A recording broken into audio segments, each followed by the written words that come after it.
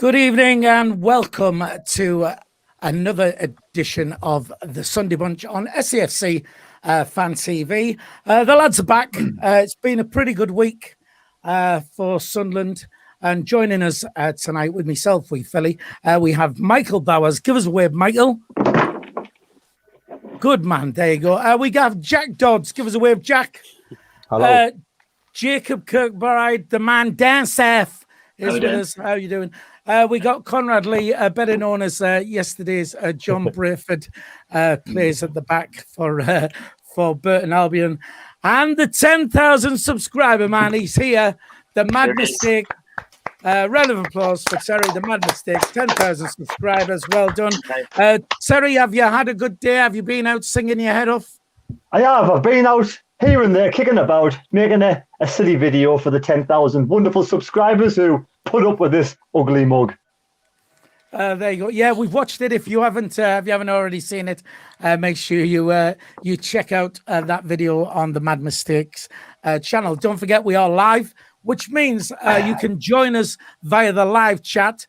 Join in the show. If you got anything you'd like us to discuss, then we will do our best to include you in that. One of the best weeks we've had in a lot of years involving Sunderland. Of course, we win away against Doncaster Rovers. Then we book a trip to Wembley against Lincoln. Then the takeover goes through, and yesterday we beat our bogey team, Burton. We all predicted the correct score of 3-0. Thank you. First time ever. And so what do we think? Nice, comfortable win yesterday. I think we'll start way down south in old London town with Jacob Kirkbride. What did you think on yesterday's win? A complete performance, mate. Honestly, pace, flair, skill, passion, and most importantly, quality in the final third that they couldn't deal with all afternoon. Just was sceptical at first with Johnson changing the formation and like reshuffling some of the key players in the side, obviously bringing Aidan O'Brien back into the team. A few other changes he made as well, but it worked massively. And I think I should give a shout out also. I think O'Brien up there with Wyke is a solid striking partnership at the moment. I think they understand each other's game so well. But the midfield play was terrific to watch yesterday. Even Luke O'Nien, it's hard to work out what position he's meant to be even playing in, to be honest, because he's up and down the pitch with such a great burst of energy, to be honest. And he was doing that the other day. Just Max Power as well. Brilliant game. Grant Ledbetter took his goal well. Lyndon Gooch, what a shot going in off the bar as well. It made the goal look 10 times better. Just a fantastic performance, to be honest. And it rounds off probably one of the best weeks I've had since I first started supporting Sunderland, through to a final of a cup competition, takeover complete, and then beating our bogey team in the league we're currently in. Happy days. Good man. Quickly to the chat, we got to say hello to the Bristolian Mackham, who's with us. Lauren Kenny is a regular down there. Thane SAFC says Jacob down south, but a true Mackham. David Walker saying well done to Terry. Well deserved on your 10,000 subscribers. Many people doing that. A few people saying happy birthday to Jack. It was Jack's 18th birthday yesterday. Thank you, everyone. There was a lot of nice comments. Go on. He became a man, and hopefully he's now going to start behaving like one. Well, and Phil, you're however old you are, and you still aren't a man, and you don't behave yes, like one. yes, so what to say exactly. that'll happen? You never know. Right, you'll be going to bed with no supper now, son. Andrew Robbins, the serial online shopper, says, all right, lads, what a week. And then hopefully we're going to beat Simon Grayson on Tuesday. We will get to that. So Michael Bowers, a nice, comfortable 3-0 win away to Burton Albion. What were your thoughts on the game? Yeah, well, obviously, in recent seasons, Burton's been a potential banana skin for us where, like I said to you on the live stream, I said to the lads on the chat that we hadn't beaten Burton since November 2017, which is embarrassing in itself. So I'll let you all be the judge of how sad that is.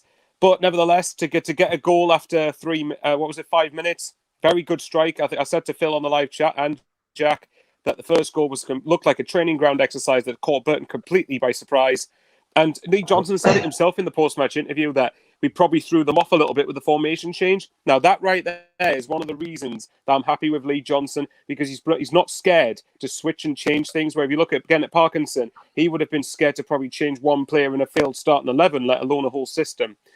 So it's good to see Johnson being proactive in that manner. The second goal, peach of a goal, as Mad Mistake would probably say, absolute peach. Where Gooch's effort smacks in off the crossbar, it's brilliant. The sending off definitely did help, and one thing I also was quite impressed with was Johnson in the second half, particularly when it was 2-0 up, half an hour to go. Game was pretty much won. So get players ready for Tuesday. And yes, I also hope we beat Simon Grayson's Fleetwood, because Fleetwood's another bogey team since we've dropped into this league. But big 3 points, could have been a banana skin, but we've won back-to-back league games a few times this season. We haven't won 3 or more all season. That needs to change if we want to have a hope of the top 2. Yep, superb. On the chat quickly, George Tinknell, nice win yesterday, boys. He's a Bristol Rovers fan. Thanks for watching from Bristol. Again, great performance. Carl Stewart says down there. Thane mentioned yesterday, and he say I still stand by what he said first half. Barcelona-style football. We were that bloody good. Well impressed he was. We'll go to John Brayford, who actually played at the back for Burton Albion. You obviously played in the game. How did you see it from your side? Well, it was a disappointing result, but I've got my latest transfer to Sunderland, of course, so I obviously caught someone's attention. McGeady tortured us all. No, I'm going to stop now. That's not going on for an hour. Jesus. No, I thought we did really well, actually, there. I don't think there was any one of our players who had a bad game at all. No one you could single out. I thought everyone did well. Following on from what Jacob said, I think O'Brien was absolutely fantastic in helping link up the front three. And I'd probably say he was my man of the match. Just he looked so calm on the ball. You know, like when you see McGeady doing his turns and his little sort of quick feet to get past players. O'Brien was knocking it past people as well, just little like clever little touches, and just that wasn't happening 6 months ago when we had him. And he just seems to be playing with this sort of difference and this bit of freedom he gets now, and the fact that he tried to knock someone out who was just having a bit of a shove in his chest. You know what I mean? I just loved it, and yeah, I was really happy with it. Nice one. Hi, Terry. Does that mean your tea's ready, Terry? I was just going to go to you quickly. Can you give us a quick recap of what you thought to the 3-0 win at Burton? When I seen the change of the system, I thought it was because Bailey Wright was injured and we didn't really have a strong pair and centre-backs. Didn't want to risk what we had. So he brought in Sanderson, McLaughlin and 09 at the back, which was fair dues, you know. And I thought, yeah, it seems a decent system. I was a bit worried about Vokins being in there. I thought it was an all-round good team performance. I thought it was good management style from Lee Johnson. You know, it's been a good week, like everybody says. The Doncaster result, the Wembley, and now the Burton and the takeover. So just to cap the week off yesterday, I thought McGeady again was at his best. I thought Wyke didn't have much to do, but when he did. You know, he got the goal. Ledbetter was canny. Gooch had a good game for me. I thought Gooch was terrorising them wherever he could. And again, like I say, there was no overall standout performance. It was just a good all-round team effort. And I thought they all deserved the plaudits for the team effort. Yes, Burton at the bottom of the table, but we have to turn up. Other matches in the past, we haven't. Yesterday, the whole team turned up. Burge again was instrumental. I thought he did well as the keeper. So again, all of the team played well, and the subs that came on did really well. So we can't complain. I thought it was just a good all-round performance. I can't single anybody out for like a man of the match for me. I thought everyone did their bit. Some played a little bit better than others. But yeah, I'm over the moon with the week. And as a Sunderland fan, a 3-0 win at Burton, definitely happy as one can be, you know. As Larry, your mate Larry. I was going to say Larry, but my mind's on me food at this moment in time. I can smell it from here. Hey, I'll be back in a second. All right. Well, on the chat, VSL Up says it would be nice to beat another bogey team on Tuesday.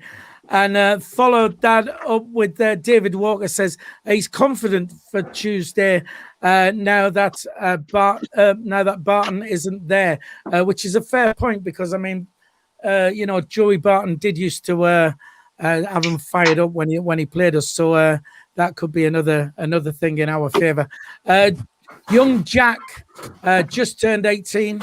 What did you think then? Sunderland 3, Burton Albion 0. Your thoughts on the game? I think Michael touched on it when he said it was a potential banana skin, and after such a fantastic week, I think it was going to be one of those games that kind of make or break our season. Where if we won, I think it's one of those things where we've had such a brilliant week and we haven't killed that momentum. But if we lose, it could have really hurt us. I think because we've had 2 good results. The place has just lifted with the news of the takeover. If we got beat, or even just dropped points, I think it would have just been one of those things like, kind of that momentum stopped now. But not a really professional performance. It was a cobbled together start 11. Bailey Wright getting injured and another centre back injury. But I think the 3 defenders were fantastic. Really, Dion Sanders I thought was a good leader at the back. Conor McLaughlin was a brick wall. Luke O'Nien in the first half got peppered down his side, I thought. And then even in the second half, something I picked up on Luke O'Nien, he was so comfortable and cool on the ball. Just confidence just oozed from him. And he got us going on the front foot a few times in the second half. So the defence is absolutely superb. There was a brief 25 minutes in the game, I think, between our first and second goal, where I thought their midfield slightly got the best of us. But we dealt with it really well defensively. I think Power and Levitt, as soon as we got that second goal, there was absolutely no problem. But I thought we dealt with it absolutely superbly. So you can't have any complaints, really. But apart from that, I thought Power and Levitt did really well. And Power in particular, I thought, really controlled the game. McGeady, fantastic yet again. Absolutely bullied them. Got his assist as well. But just, it's his fast feet and his trickery that they couldn't get anywhere near him. O'Brien, he was all over. Cleared a few of their corners and such, and worked really hard, picking the ball from deep areas. White got his goal, but I think White as well was technically superb, bringing the ball down, linking players up, winning the ball in aerial battles. I thought he had a great performance. But for me, the man of the match was Gooch. Down their right-hand side, he really took advantage of when they got a red card. But for the entire game, Gooch was, I thought he gave them a lot of problems down that left-hand side. And he hasn't had the best kind of return from Coburn when he got it. But I think since then, yesterday, I thought that was his best game in a long time. And I thought Gooch really gave them a lot of problems. Overall, I think we coped really well. A really professional performance, a great result. And I'm a lot more confident going into Fleetwood now. And I will back us to win that game. And if we can, that's 2 bogey teams beaten, and we can go on a great run, hopefully. But we need to do it again. I'm confident we can, but we need to do it again. And take a breath. Good, man. One sec, Jacob. I'll come back to you on that. I just quickly want to go to the chat here. Matthew Little says, I see Michael has had a lockdown haircut and looking very smart. So there you go. Yeah, Jimmy also says 4 cameras now at the home games. Starts on Tuesday, which is good. CONRAD sent me that message earlier, and I did reply to say that's excellent because we'll have different angles. We're just wondering when the price of the stream is now going to be increased. Andrew Robbins, brilliant performance yesterday. Dion Sanderson was class. Where's he at? Tony Lee. Tony Lee says, strong lineup tonight. Where's Misery Guts?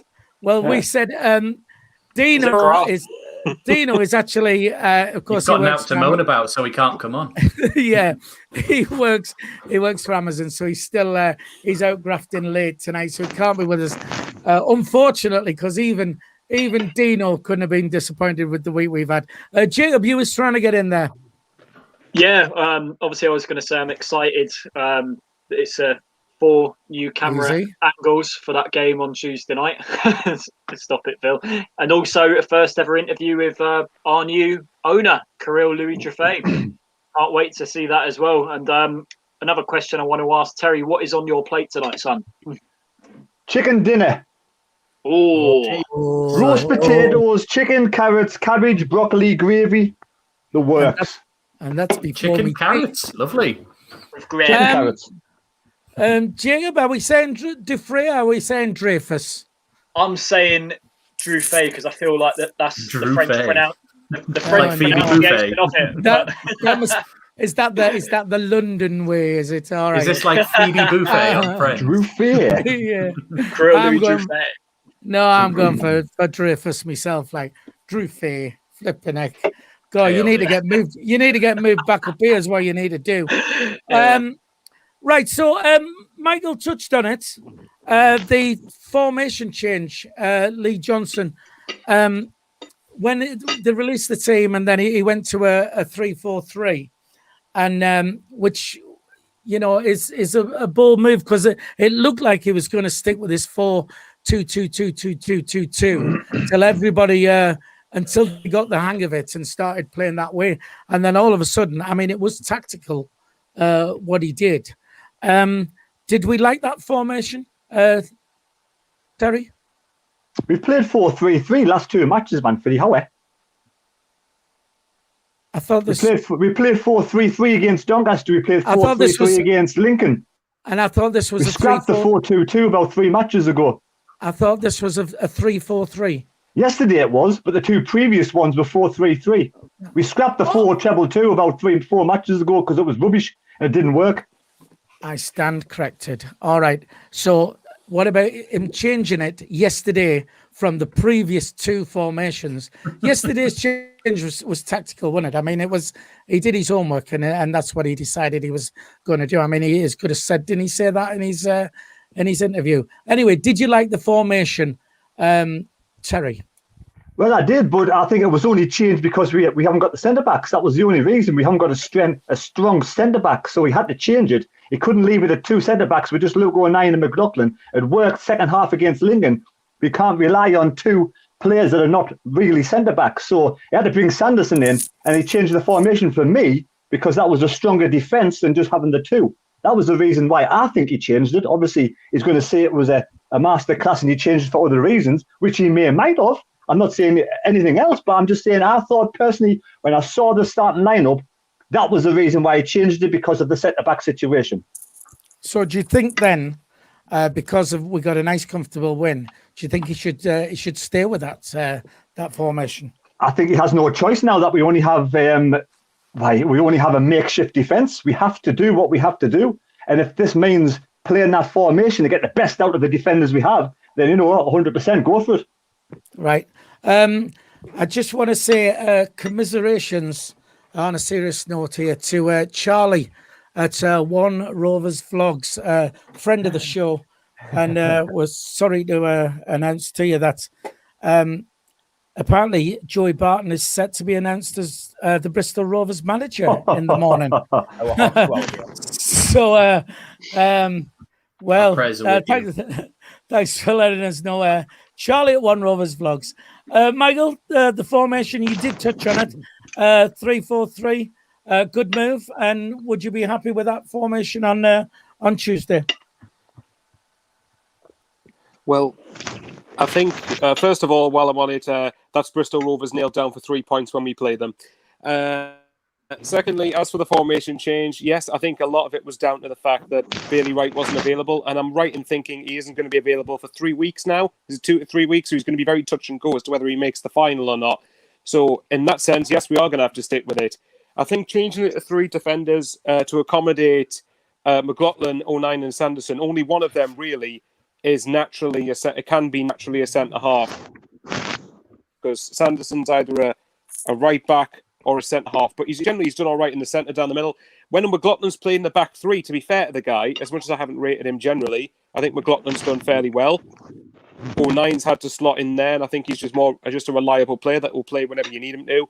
So yes, for the minute, we're going to have to stick with that formation, and that's probably why I say Ledbetter was in the midfield as well, because of protecting the back 3 basically. So yeah, for the time being, we're going to have to stick with it. Right, fair enough. I hope everybody's enjoying Terry's tea along with him. By the way, every mouthful that we can hear. Very good. Andrew Robbins on the chat says, "One Rovers Vlogs."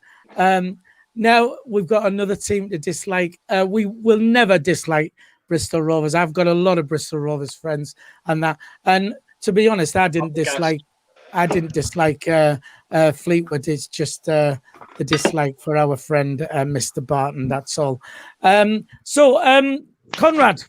the formation yesterday was a good change. It worked all right for us. We played well. Would you be happy with that on Tuesday? Yeah, I think. Well, it had to be done out of who we had available, didn't it? Because who else were we going to, apart from throwing in, say, like Oliver Younger or one of the other young lads into the team on there. It had to be done for a better sort of back line, I guess. But even when Bailey Wright comes back, I thought he always played better for us as part of a three anyway. So for me, it would be a case of I'd stick with this because I think it freed up a lot more in the midfield. When did we ever see Power and Ledbetter having this kind of a game in midfield when we used to play, when we were playing the four? I thought they were the best ones on it. Thank you, Thane. He's telling me Younger's injured, so shows how much I know. But just they were better as a three. I mean, imagine if you get like Willis, Wright, and Sanderson, and then even Flanagan. I think we'll be better with the three of them at the back because Hume was always better as a sort of a wing back anyway. And then now we've got options of McLaughlin. We've even got Power. We've even got O'Nien, Gooch, who can all play at wing back on there. We've got, like a few weeks ago, we were all sitting there going, oh, well, he can only play here, he can only play there. We've got loads of people who can play all over the place now. So I think stick with the three. If this is the best way to get the best out of us all, play this way. There's a lot of love going out for Dion Sanderson here. Lauren Kenny says Dion Sanderson is underrated. Thane says Max Powell was excellent yesterday. Absolutely bossed the midfield. Very good. The Mad Mackham says a little bit controversial, but he thinks that Willis getting injured could almost be seen as a positive. So Sanderson could play because he's that good. But he also says he hopes Willis signs a new deal and is back to full fitness soon. So the new formation he played yesterday, 3-4-3. Jack, would you continue with that formation on Tuesday? Would you be happy with that? Well, I think Terry was right when he said he was kind of forced into it with the defensive injuries, that it was probably made the best out of a bad scenario going to a back three with Bailey Wright being injured. Our main kind of arguably our main defender, although Dion Sanderson has been great as well. Like as I say, I think he was kind of forced into it. But while we have got these defensive problems, it might be the best option. It worked well yesterday. I thought the three defenders were all worked very well together yesterday. So I think what's important as well is the wing backs. They both had decent games yesterday, but if you have wing backs who aren't playing particularly brilliantly, then you can really leave yourselves exposed. But I thought they were both brilliant yesterday. So until Bailey Wright's back, certainly it might be our best option. If it is, keep it going. It might be. I'm not entirely sure. I would prefer to see a few more games in a row before we really assess how it's going. When it's only really playing like Burton, you know. Fair enough. Quickly, Jalsey is in the chat. Hello to Jalsey. Brilliant YouTuber. Make sure you check out his channel and subscribe there. Saying, love the new setup, lads. Jack bringing his expertise and he's 18 years of wisdom to the show. And congratulations to Terry on the 10K. Casey Cameron Jude, Dion Sanderson definitely should sign for us permanently. And the Taffy Mackham, hello Taffy Mackham, beat Donny and Burton along with a shootout against Lincoln, and it's the best week ever. How far have we fallen?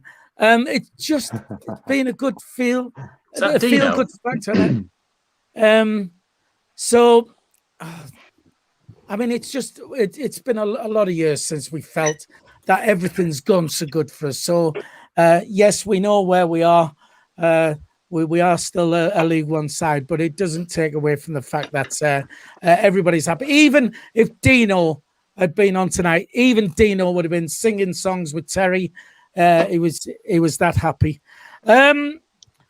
So are the new players then now understanding this? This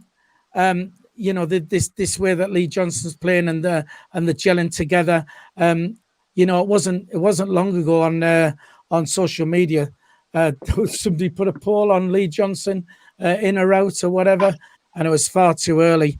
Are we set now? Are we confident that we're set to go on a good run and start a good push towards the end of the season? Jacob, have we?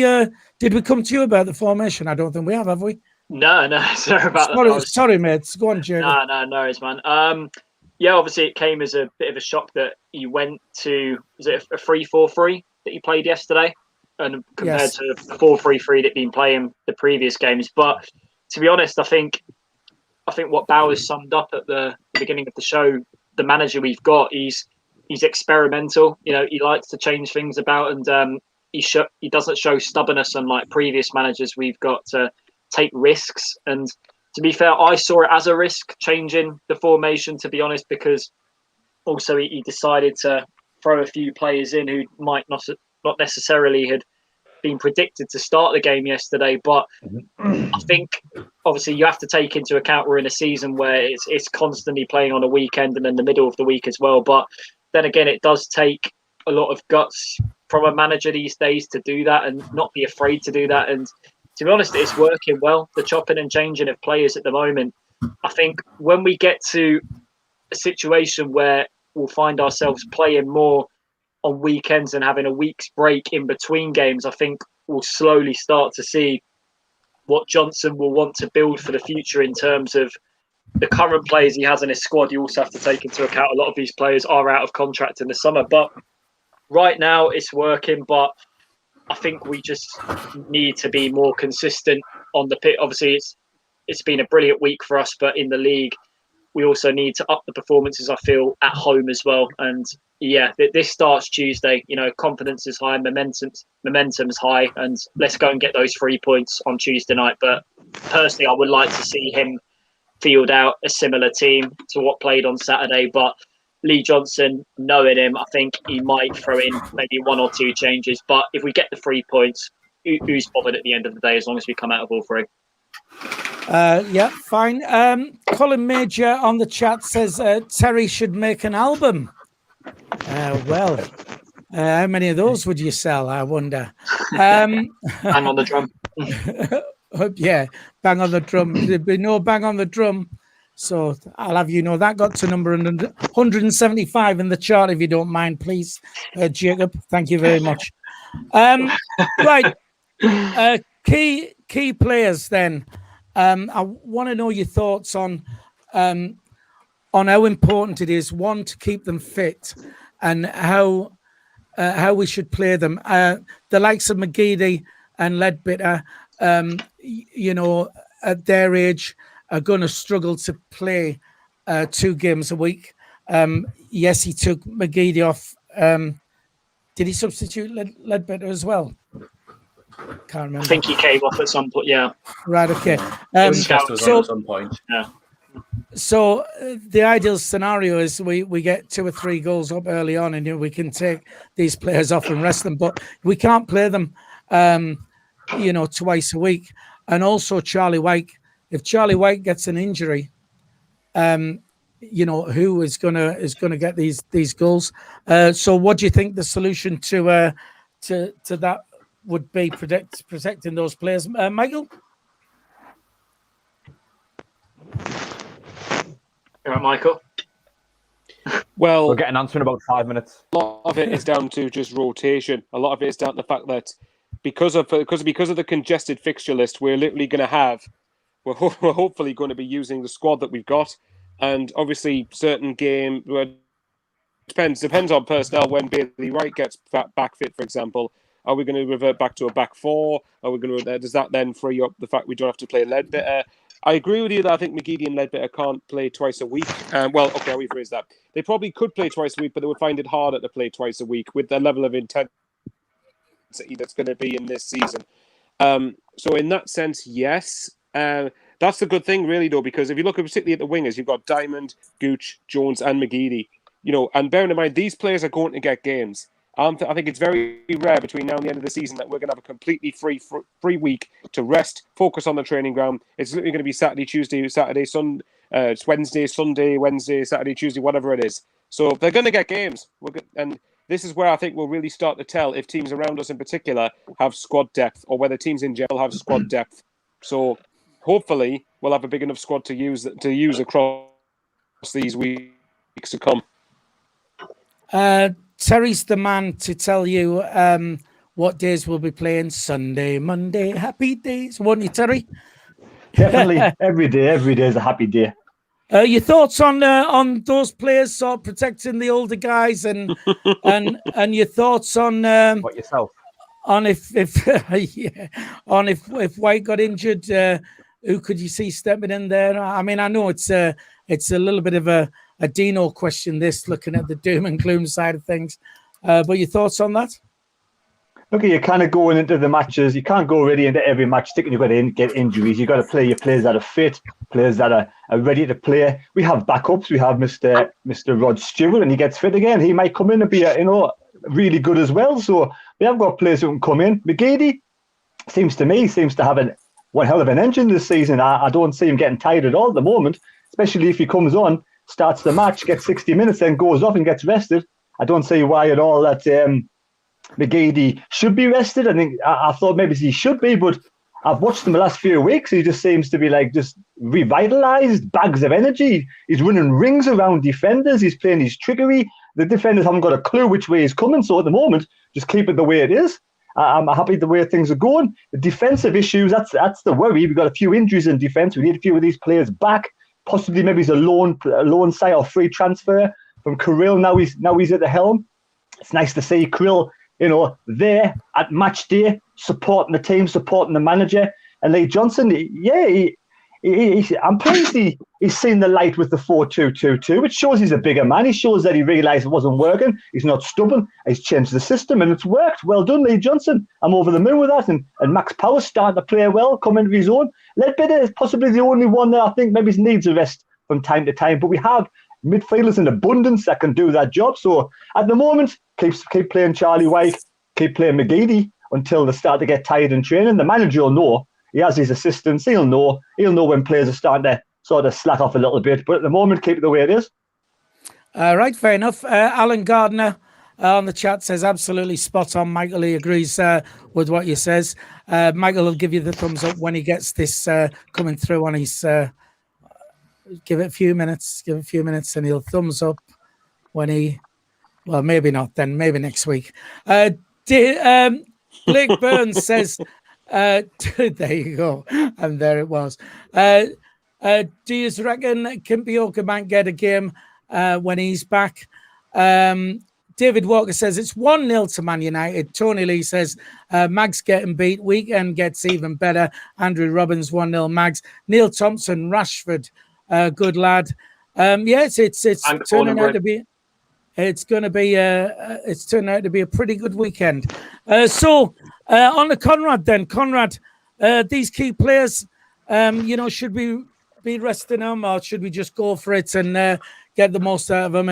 And if White did get injured, heaven forbid, could you see a replacement coming in for him? White's the one I'd wrap in cotton wool. Once we've got a couple of goals in the game, I'd say, right, you're done now. Move on to the next game kind of thing. But there was a comment earlier on about McGeady that I thought was perfect, where it's like, you can't play 2 games, you need to rest. He's had a whole year of rest where he's not played a single bit recently. I think he can handle playing 70 minutes here and 70 minutes there. He's perfectly fine. He's only 34. He's not dead. Do you know what I mean? This is still a professional athlete and a professional footballer. Same with Ledbetter. They're not dead. You know what I mean? They're perfectly fine to play 2 games on there. It's a bit insulting. I couldn't play 2. I couldn't play half a game a week. You're an Avenger. I'm not. I can barely run up the stairs for work when my phone's ringing and go. But you were rubbish on Saturday yesterday. Well, I thought he did pretty well. I thought he did all right. So back on the chat then very quickly. Taffy Mackham says McGeady is on a Big Mac for every assist. So nice one, Taffy Mackham. So we'll go to Jacob then. Jacob down south. What do you reckon then to resting these players? And what about White? Because he's the man, bang on form, knocking him in for us, and not many others are. So your thoughts on that?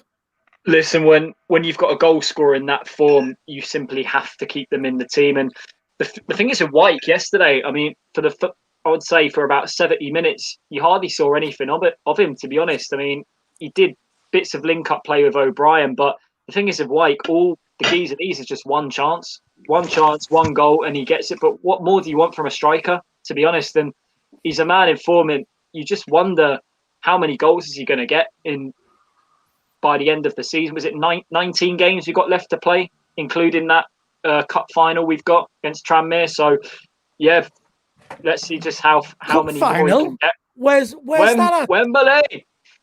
Yeah. 3 weeks to go. 3 weeks to go today. It's all the big day. I'll tell you what. But I think we're still in a process where Johnson is still starting to work out his best 11 overall, but I think he'll be also planning for the future and looking at. We're in the situation now where he'll be having discussions with the ownership, talking about what players I want to sign up for new deals next season regarding the players that are currently out of contract during the summer. I think that's going to be the main talking point right now, and I think that's the first big task that Kirill Louis-Dreyfus will need to sort out in discussions with Dreyfus, man, Dreyfus. I'm sticking with Dreyfus, mate. And Christian Speakman as well, because I think he'll be. Was it Spackman? Playing a Spackman, yeah. He'll play a big role in like the recruitment and what sort of players he will see as part of the future here at Sunderland Football Club. But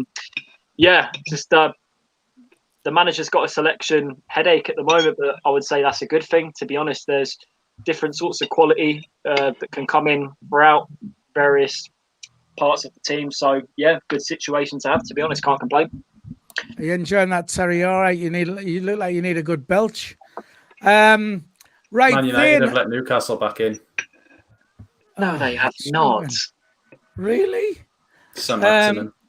Right. Don't let it get you down, lads. How everything's going right. Hey. It'll never Right. Thing on the chat says, wouldn't mind a little bit of squad rotation against Crewe if we beat Fleetwood, which I mean, this is sort of what we're saying. You know, would you?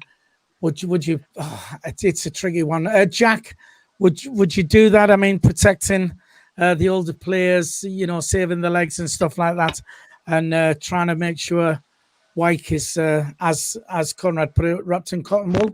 Jack? Well, personally, I think when you're in form and you've found a formula that works, which we seem to have done at the moment with how well we're playing and the results that we've had recently, you don't really want to change things and rotate them for the sake of it. However, a lot of our players are of a certain age where if they're playing, don't forget as well in League One, a lot of the pitches are heavy, especially this time of year. You get to a certain age where they're just a bit more susceptible to injuries, a lot more prone to injuries, should I say. That was an awful one, isn't it? I tend to do that quite a lot. So I'm just laughing at their age and they're susceptible to injury.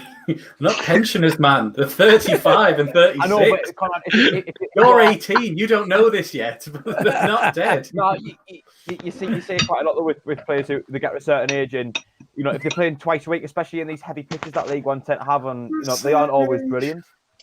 That's like the way you say it. At a certain age, it's just the way you say it. Well, towards the end of the career, we'll put it that way.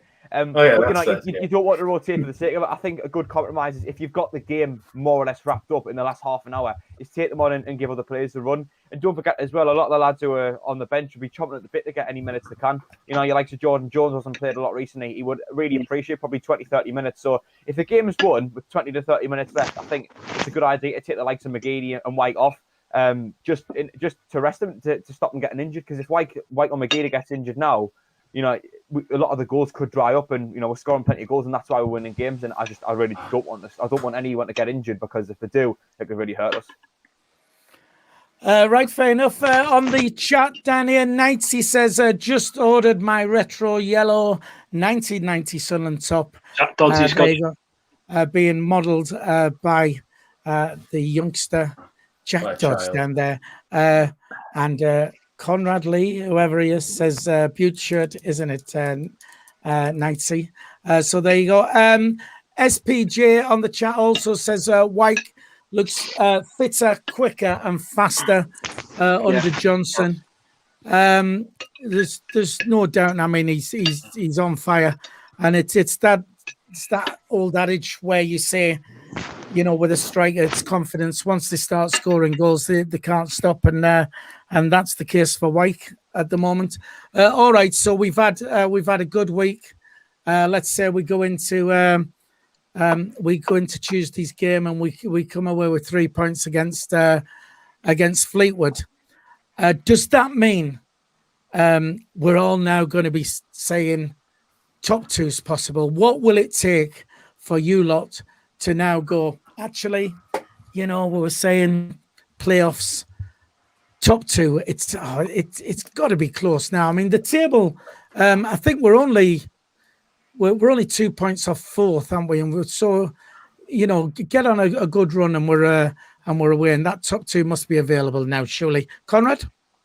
Oh yeah, I know. I saw a few people saying, "Oh, if we beat Fleetwood, it's back on." It's been back on this whole time. It's that tight in the whole thing that, like we've just said, we haven't won 3 games in a row this season. I think Michael said earlier on, but look, we've had 2, and all of a sudden we're like, "Oh, we could be in this." 2 wins, and we were right in it again. So it's never been gone. And all the other teams still have to play each other again at some point. We have to play. I think is it Peterborough, Portsmouth, Hull, Lincoln. I don't think we haven't got Doncaster again. We've got Accrington as well at some point. Charlton potentially as well, if I'm remembering right. We've got them again. So it's still all play for. I think we're not even at 2/3 of the way through the season, are we? So yeah, easily still on. Right. VSL up says, where'd you get the yellow tops from? Jack won't know that because his parents buys all his clothes still for him. But yeah, but I think Conrad, you've got that yellow shirt as well, haven't you? I do. And it's available from where? I don't know. My parents got it for us. No, from the official SAFC Sunderland store. Right, fair dues. So Michael, what's it going to take then? I think you, the last time we asked you, you was saying. I'm not even sure you was thinking that would make the top 6 in the playoffs. So what will it take, Michael Bowers, for you to say, you know what, top 2 automatic promotion is still on?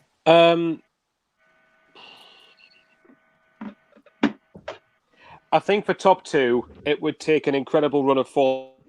And by incredible run of form, I mean win at least 5-6 games on bin. Because the problem I've had is even when we've been close to the top 2, we never seem to take advantage of A, other teams slipping up, or B, other teams playing each other because of results like Shrewsbury a couple of weeks ago. Put it this way, the target I would try and set the players, and I'd be amazed if we did, this is what I would try and do. We've got 5 league games before the final. We're on 47 points at the minute. The target for me in the next, to get before the final, try and get to 60 points. Which requires 4 wins and a draw, or get to between 55-60 points. Well, probably 50-60 to be honest. If you could do that, then I would be amazed if we did that. If we got to say 60 points before the final, I'd be amazed if we didn't close the gap a fair bit towards the top 2. You look at what we've got now, beating, like Conrad said, we've got Peterborough and Portsmouth to play away from home, where we've only lost once away all season.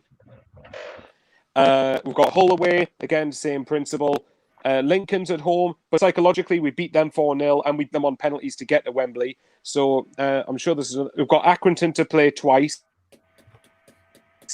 So these are the sort of games where Sunderland are going to have to step up. Not the games that have cost us. It's games like Shrewsbury, like MK Dons twice in the league, like Gillingham, like Northampton, or Plymouth, or Burton, Wigan. Those are the sort of games where we tend to slip away. If we can cut out the Seawoods games and at least just beat the teams there, which being brutally honest should be if we're wanting to be anywhere near the top, then it lessens the pressure going into those games, although I do still obviously want to win them. It would still take, I think top 6 is easily achievable. I don't think that, even when we were through a bad patch, I did say that shouldn't be written off.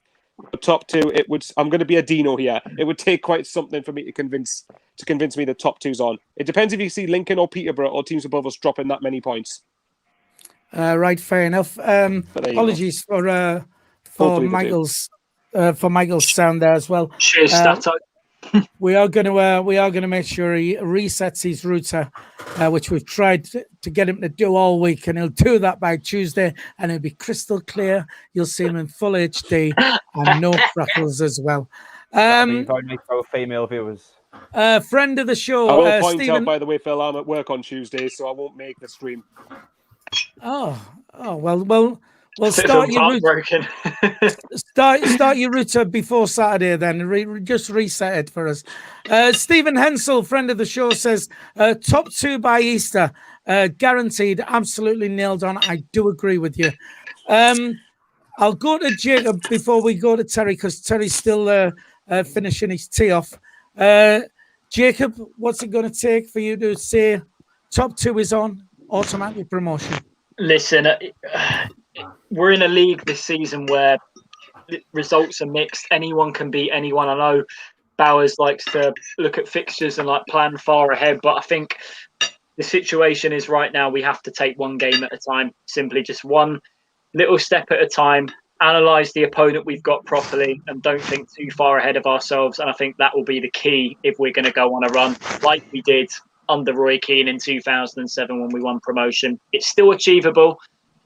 Fingers crossed that we can go on a similar run like we did in that season, but it's going to take a lot of luck along the way as well. I do feel that we have to keep certain players fit in order to do that, but at the same time, getting out of this league requires a little bit of luck as well, because we've seen results just such a mixture this season. I mean, you look at yesterday, I think it was at Doncaster grabbing a 100th minute equaliser after 10 minutes of stoppage time against Hull City. It was like a 102. 102, was it? Amazing. Honestly, yeah.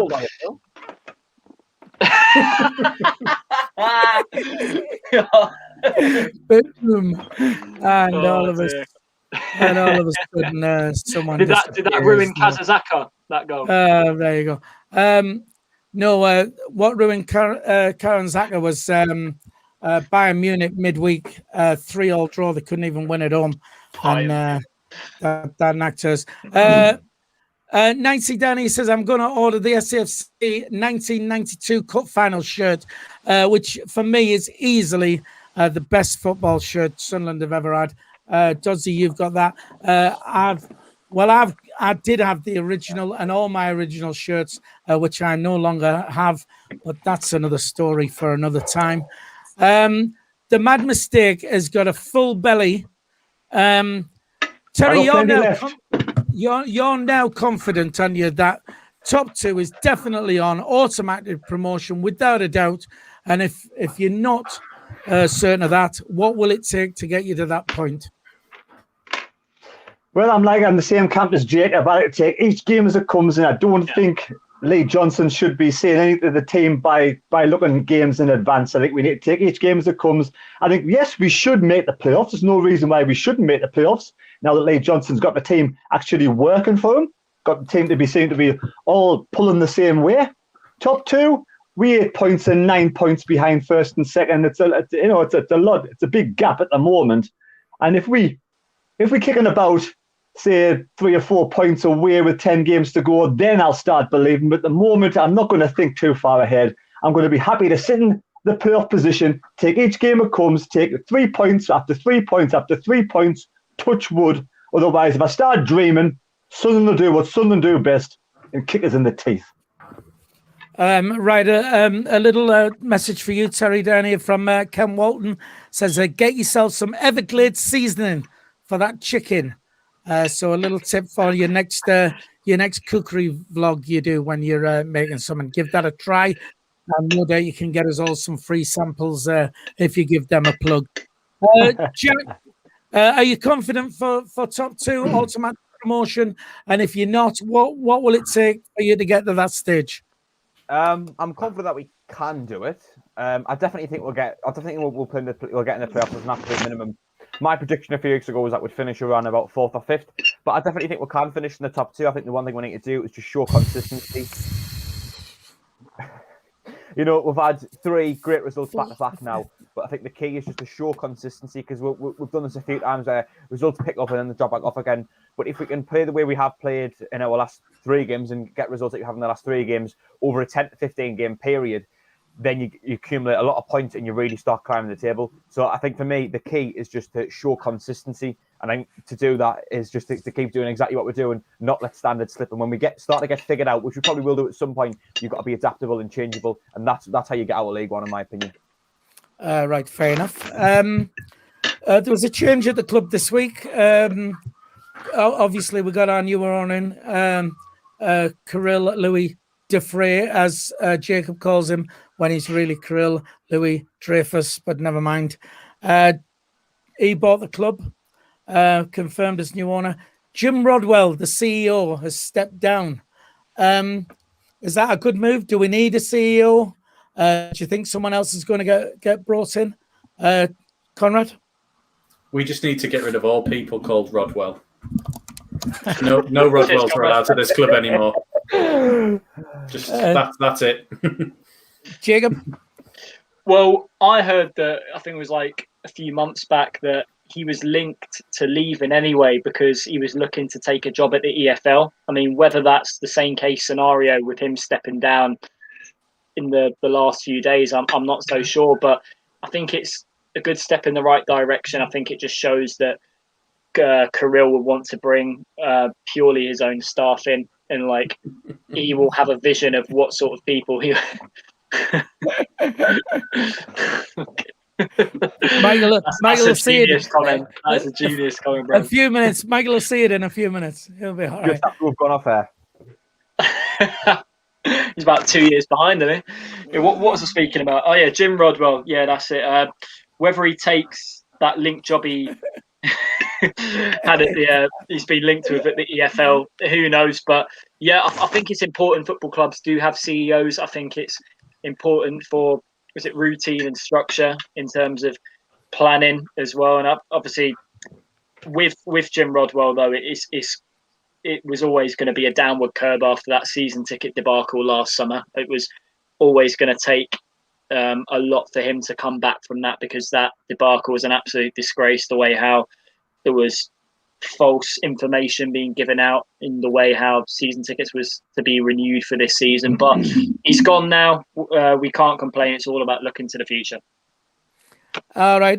Chopper SAFC says no Rodwells in quote. Respect for that reference. Thane is saying, wasn't he brought in just to do the takeover? That's the story that's been put out in the press, that he's left basically because he was brought in to oversee the takeover of the club, and now that's done. His job's done, and he's away. I mean, whether or not that's the case or not. Terry, what do you think? Jim Rodwell, his departure, is it going to make any difference really to us? Well, I'm in the same camp as Jacob. I heard a rumour a long time ago that he was due to be sacked by KD because he's shit. That was the rumour I heard, and that's true or not. But at the end of the day, I'm pleased he's gone. We want nobody at the club linked with Stuart Donald, apart from obviously KD, who's come in, taken over. He'll bring his own people in, bring his own guys in. He's already started. He's a breath of fresh air at the club, at the football club. And likes of these Klingons, Jack Rodwell and all them, or Jim Rodwell, what we call them, I'm pleased they've all gone, because they're just taking money out the club for no reason. Right, fair enough. Jack, Jim Rodwell stepping down, good thing, or will he be missed? Do we need another CEO? I'm not really sure about Jim Rodwell, to be honest with you. I'm not going to pretend to have an opinion on the bloke or have an opinion on how he's done in his job. But Dreyfus will probably want to bring in his own people. There's been a few rumours that apparently his brother might be coming in and having some kind of role, but he'll probably have his own people lined up for certain roles, and he'll probably have his own direction he wants to take the club in. So it's probably been agreed for a long time that as soon as Dreyfus does come in as owner, Rodwell will go, whether that's in whatever way Rodwell will go, and he'll look to bring in his own people. That's all I think really. I haven't got much to say for once. Yeah, that's a bit of a shock to us. Right, people are commenting on Michael's connection, and DJ Sizzler Watson is saying what he said to me when I was having my problems. Needs a Wi-Fi X. DJ Sizzler, I did purchase a Wi-Fi X, but it did nothing different to what my my BT discs I've got around. My signal strength was fine, and what put mine right was I just reset my router and I was flying again. Something we've asked Michael to do for the last week, but he will do it by next Saturday. Michael, Jim Rodwell left the club. Are we going to miss him? Do we need a replacement for him?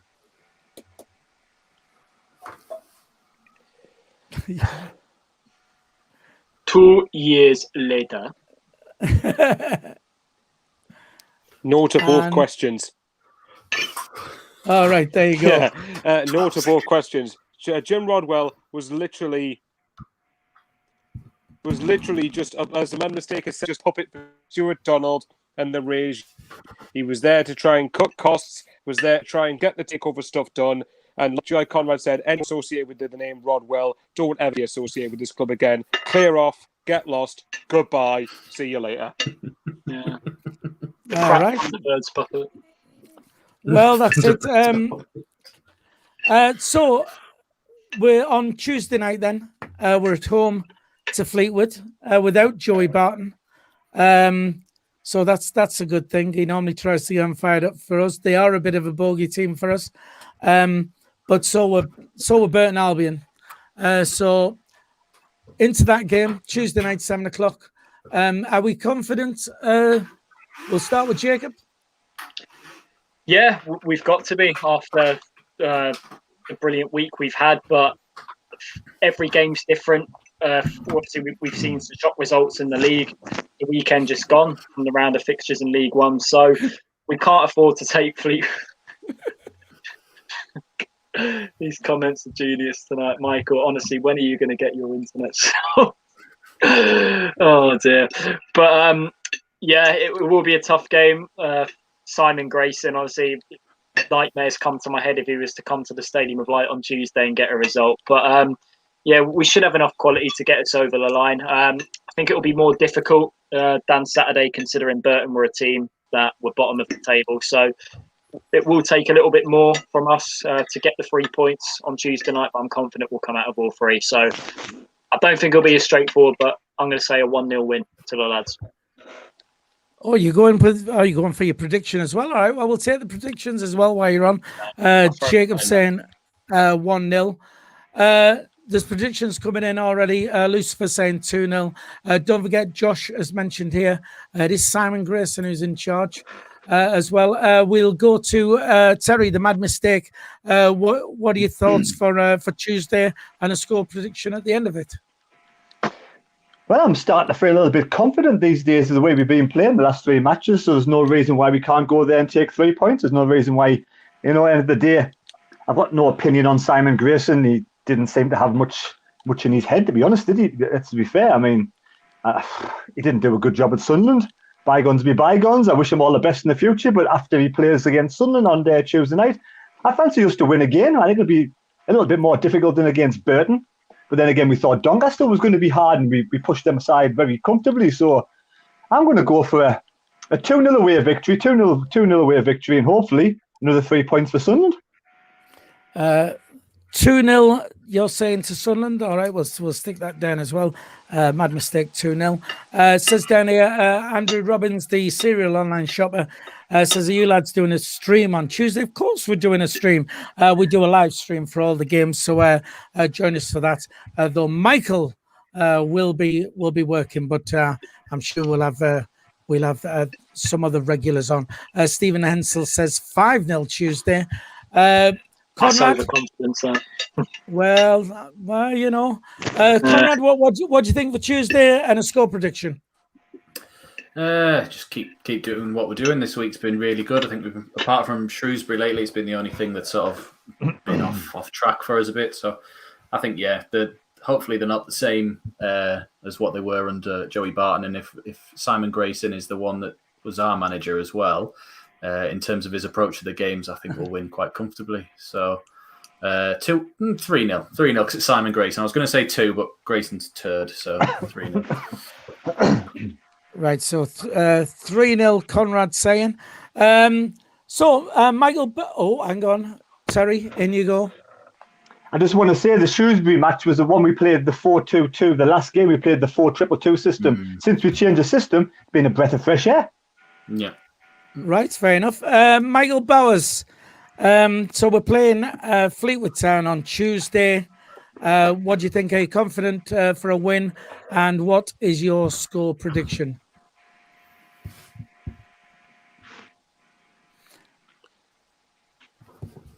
I wouldn't say full confident because it's Sunderland, but at the same time, like I said before, Burton is like Wigan is a bogey team. Thanks, Taffy. Fleetwood like Burton is a bogey team ever since we've dropped into this league. But we've got it. Surely, you think with the Barton factor not there anymore, you've got to get 3 points. It's as simple as that. Like I said, we haven't 3 league games in a row all season. We haven't won back-to-back home league games this season. I think, correct me if I'm wrong there, anybody, but I'll go 2-1 Sunderland. I think it's about time we beat Fleetwood. Nice 2-1 win, beating Fleetwood. So, Jack Dodds, Tuesday night, confident? Yeah, quite confident we're in great form, and I think it's a good time to play Fleetwood because their form really hasn't been great lately, especially since Grayson's came in. I'll leave the rest of what I had to say the preview that I did with Ben. I'll give him a prediction. Why not? 2-0 Sunderland. I'm relatively confident. 2-0. Okay. I don't know. I think we're just on a roll now, and I just think I'm going to be bold, and I'm going to say a 4-0 Sunderland win, because I'm just that confident. Everything's gelling together now. So we'll go for that. What I want to say is we've got 175 on the stream at the moment.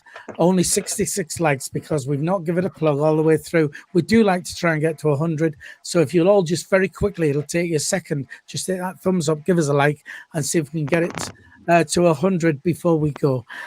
We will be doing a live stream on Tuesday. So make sure you tune in for that. For the commentary. What I would like to ask you as well, we are looking to do something a bit special, and we're going to be asking you for any footage that our viewers have of them down Wembley. That either that's the AFL Trophy against Portsmouth, or when we played in the playoff final. If you've got bits of footage of yourself, what you've taken down Wembley, down there having a right old good time. We're going to put out some instruction on how you can get that footage to us. Conrad? Even if it's pictures, or I know some people have sent me some pictures already of the '98 playoff final when they went down there as well. So even if it's old pictures from playoffs, or even when we should have beaten Man City in 2014, just anything would be really good to have. So if you can, we'll put out some details of how you can get that to us. We'd like to put something together, and we're going to do something special when we're at Wembley, and we'd like you lot to be part of it. So watch out for details of that. So start digging out any footage or any photographs that you might have of yourself on the previous Wembley visits. Sorry, can I just read out one comment? It's brilliant. You can, Michael. When your broadband is slower, that your credit card is expired by the time you order online. He'll laugh at that in 3, 2, 1. Yeah, there's a smile there. I think. There it is. Good job. Good job. I have a sense of humour. Yeah. Right. That just about wraps it up on this Sunday. Thanks very much for tuning in. Jack has done a preview for the Fleetwood game with Ben from Cod's Vlogs, which is a brilliant YouTube channel. If you haven't seen that, go and check that out and subscribe to Cod's Vlogs. Fantastic Fleetwood Town YouTube channel. So that will be on our channel tomorrow. You can check that out and see how that goes. We will be back on Tuesday for a live stream. Back on Thursday for Thursday Night Live. So from myself, Wee Philly, from Conrad Lee, from Jacob down south, Jack Dodds, Michael Bowers, from Michael Bowers. He'll hear us in a sec. There you go. And from the man who's just finished his tea, the 10,000 subscriber man, the man of the week, from the Mad Mistake. Thanks for tuning in, and we will see you all on Tuesday. Thank you. Bye-bye.